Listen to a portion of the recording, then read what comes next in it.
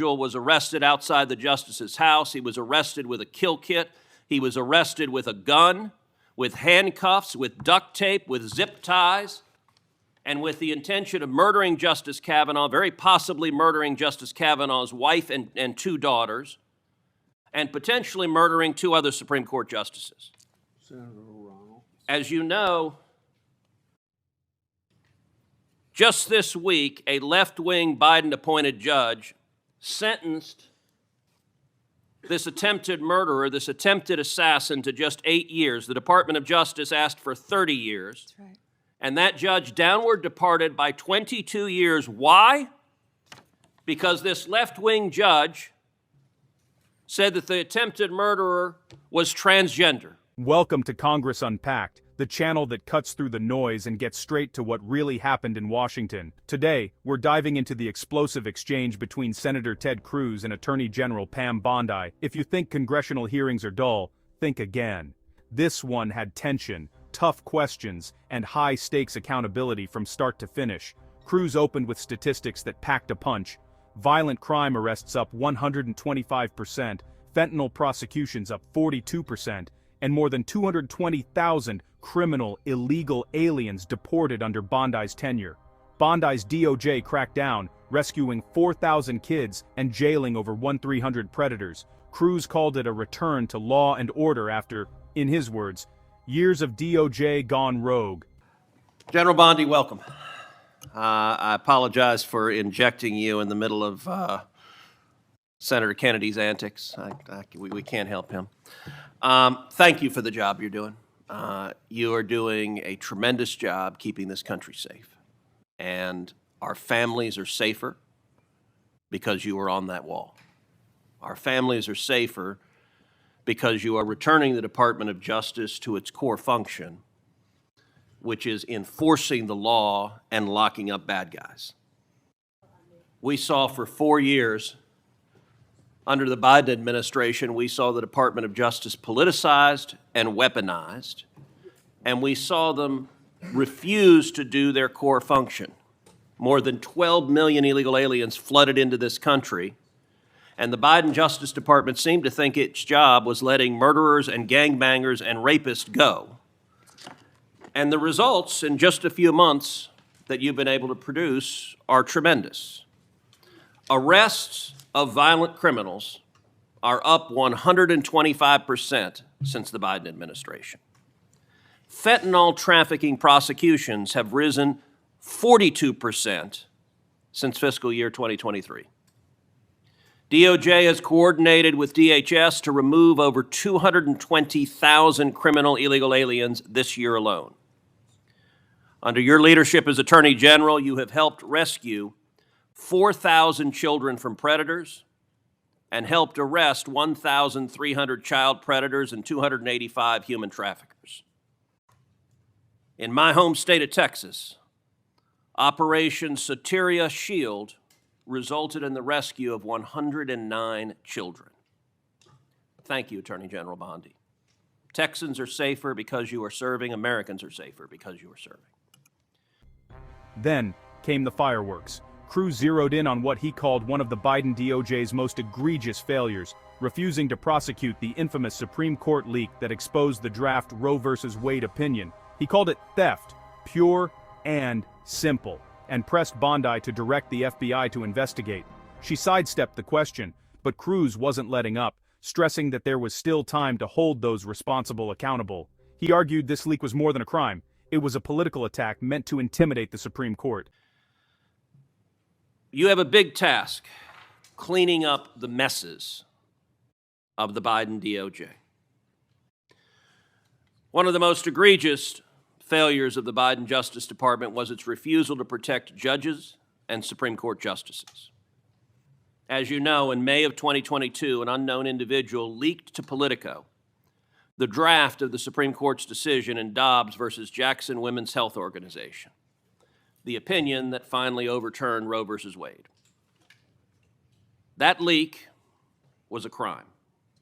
It was a theft of government property under 18 U.S.C. Section 641, and it was an unauthorized disclosure of confidential information under 18 U.S.C. Section 1905. General Bondi, do you agree that leaking that opinion was a criminal act? Senator, I can't discuss anything regarding that matter. That should answer your question. Well, I will say this. The leak occurred in 2022. So the 5-year statute of limitations has not expired. And I'm going to ask you, if it is not happening already, to direct the FBI to investigate and find the leaker. The leaker has not been exposed, the leaker has not been identified, and the FBI has far greater investigatory tools at its disposal than does the Marshal Service. And when it comes to defending the rule of law, when it comes to the integrity of our court system, having partisan law clerks, and I believe in all likelihood it is a law clerk who leaked it, leaking opinions designed to try to pressure the court politically is a gross subversion of the integrity of the court. And so I would ask you as Attorney General to direct the FBI to use every resource possible to investigate, to find the leaker, and when you identify the leaker, to prosecute the leaker for that criminal conduct. Thank you, Senator Cruz. Things got even tenser when Cruz highlighted the protests outside justices' homes. Federal law says that's illegal. Yet, not a single protester was charged. Cruz accused former AG Garland of lying under oath, saying marshals were told to arrest anyone. Bondi didn't mince words, promising her DOJ would never tolerate intimidation of the courts. She revealed there are 63 current investigations into threats against judges. Secondly, after that decision was leaked, I believe the leak was part of a broader effort to intimidate and to threaten and harass justices into trying to get them to change their decision. And we saw mobs assemble outside the homes of multiple justices. Do you agree, General, that the mobs that came outside the homes of justices were there to intimidate the court and to try to influence the justice's decision? 100%. Well, as you know, federal law, in particular 18 U.S.C. Section 1507, makes it a crime to picket or parade outside a judge's home, quote, with the intent of influencing that judge's decision. That statute is crystal clear. And I will point out, these protests happened in 2022.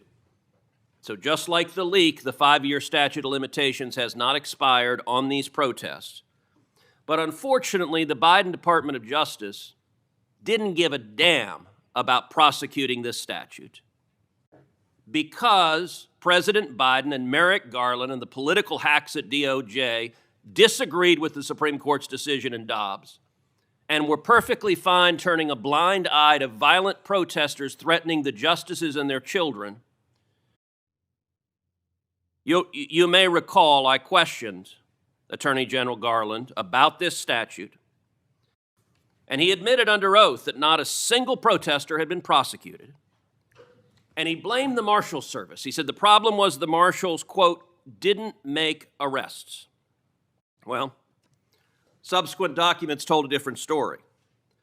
Internal training materials obtained reveals that the marshals were explicitly instructed not to arrest protesters under Section 1507. So the reason there was no arrest is because a political decision was made that we like what the protesters are protesting for, and we, the Department of Justice, are not going to protect the safety of justices. We're going to allow them to be victims of an intimidation and threatening campaign.